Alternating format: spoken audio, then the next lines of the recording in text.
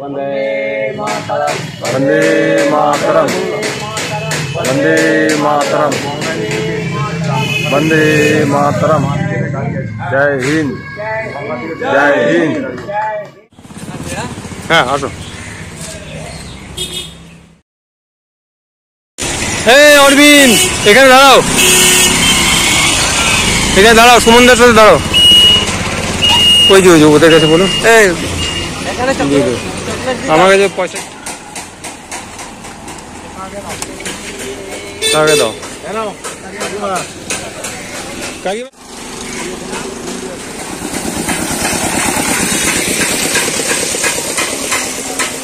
এই ভাস্কর সংক্ষিপ্তভাবে একটু বলছি। গতকাল আমাদের বঙ্গীয় হিন্দু জাগরণ মঞ্চ থেকে একটি শহরে এরিয়াতে একটি তিরঙ্গা যাত্রা হয়েছিল, আর আজকে আমরা কার্যক্রম করছি। আমাদের দেশ স্বাধীন হয়েছে 1947 সালে 15ই আগস্ট, আমরা জানি। কিন্তু আমাদের দেশের যে স্বাধীনতা দিবস, সেই স্বাধীনতা দিবস নিয়ে দ্বিমত রয়েছে। আমাদের যে প্রকৃত স্বাধীনতা, সেই প্রকৃত স্বাধীনতা নিয়েও দ্বিমত রয়েছে। কারণ হচ্ছে আমাদের দেশের প্রথম যিনি প্রধানমন্ত্রী ছিলেন আমরা সকলেই জানি, বই পড়ে আমরা যেটুকু জেনেছি যে জওহরলাল নেহরু। কিন্তু তার পূর্বে যে দেশের প্রধানমন্ত্রী ছিলেন নেতাজি সুভাষচন্দ্র বসু, সেটা আমরা অনেকেই জানি না। এর জন্য আমাদের পাঠ্যপুস্তকগুলোতেও এটা লিপিবদ্ধ হওয়া উচিত। আজকে এত বছর হওয়ার পরেও আমাদের দুর্ভাগ্য যে আমাদের যে আগামী প্রজন্ম তারা জানে না। পরম পবিত্র রাষ্ট্রীয় ধ্বজ উপস্থিত, আমাদের সকলকে আমার সশ্রদ্ধ প্রণাম নমস্কার জানিয়ে আমার সংক্ষিপ্ত কয়েকটা কথা বলার জন্য একটু ফোনটা ধরে বলো তো। আজকে আপনারা সকলেই জানেন যে ভারতবর্ষের যে পরিসীমা, সেই পরিসীমা কী ছিল না, তো হিমালয়ম সমারম্ভ ইয়াবৎ হিন্দু সরবরং তং দেব নির্মিতং দেশম হিন্দুস্থানং প্রতি। অর্থাৎ হিমালয় থেকে হিন্দু মহাসাগর পর্যন্ত সুবিস্তৃত যে ভূভাগ, সেই সুবিস্তৃত ভূভাগ ভারতবর্ষ নামে পরিচিত। হিন্দু মহাসাগর বর্তমানে কোথায় অবস্থিত না, পাকিস্তানে অবস্থিত। আমরা জানি পাকিস্তান কিন্তু ভারতবর্ষেরই অংশ ছিল।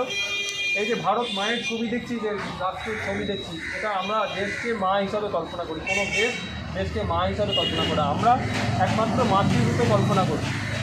তো এই যে মায়ের যে রূপ, সেই রূপ অনুযায়ী দেখবেন যে মায়ের কোনো জায়গায় হাত চলে গেছে, কোনো জায়গায় মুখের অংশ কাশ্মীরের ওখান থেকে যেটা পাক অধিকৃত কাশ্মীর পাকিস্তান চলে গেছে।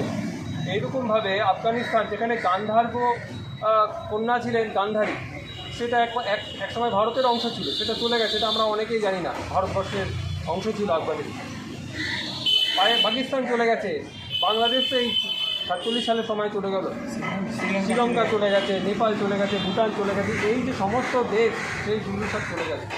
আর এই ভারতবর্ষ একমাত্র ছিল, পুরো যে ভারতবর্ষ, যেটা ছিল ভারতবর্ষে হিন্দু রাষ্ট্র, হিন্দু ন্যাশনালিটি ধর্ম ছিল।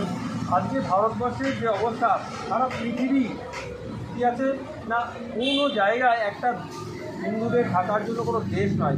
মূল যে জাতি এখানকার একমাত্র ছিল নেপাল, হিন্দু রাষ্ট্র। কিন্তু নেপালও বর্তমানে সেকুলার কান্ট্রিতে পরিণত হয়েছে, মানে সবাই ওখানে থাকতে পারছে, গরুর গোয়াল। তো এই যে একটা বৃহৎ জনশক্তি, তাদের কাছে একটা দুর্ভাগ্য। আপনারা সকলেই ইসরায়েলের কথা জানেন যে কিছুদিন আগে ইসরায়েলে একটি ভয়াবহ যুদ্ধ চলছে ইসরায়েলের সাথে, এখনও যুদ্ধ চলছে। ইসরায়েলে জেরুজালেম নিয়ে ওদের একটা দ্বন্দ্ব রয়েছে।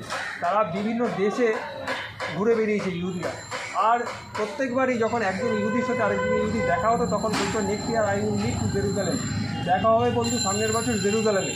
এইভাবে তারা 1200 বছর ধরে প্রতিজ্ঞা করেছে, আর 1200 বছর ধরে তারা শপথ রেখেছে। ধীরে ধীরে তারা আবার কি তাদের পুনরায় হারানোর জমি তারা ফিরে পেয়েছে। আমরা এখানে যারা আছি আজকে, আমরা সংকল্প নেব। গতকাল আমরা তিরঙ্গা যাত্রা করেছি, সংকল্প নিয়েছি।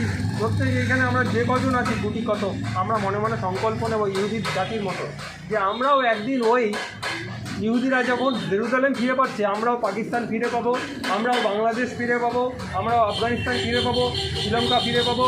সমস্ত অখণ্ড ভারতের যে চিত্র, সেই অখণ্ড ভারতের চিত্র অনুযায়ী দেশ আবার অখণ্ড হবে, এটাই আমার এবং আজকে ভারতবর্ষের সকলের এখানে যারা সমবেত হয়েছি সকলের এটাই সংঘবদ্ধভাবে সংকল্প নেওয়া উচিত।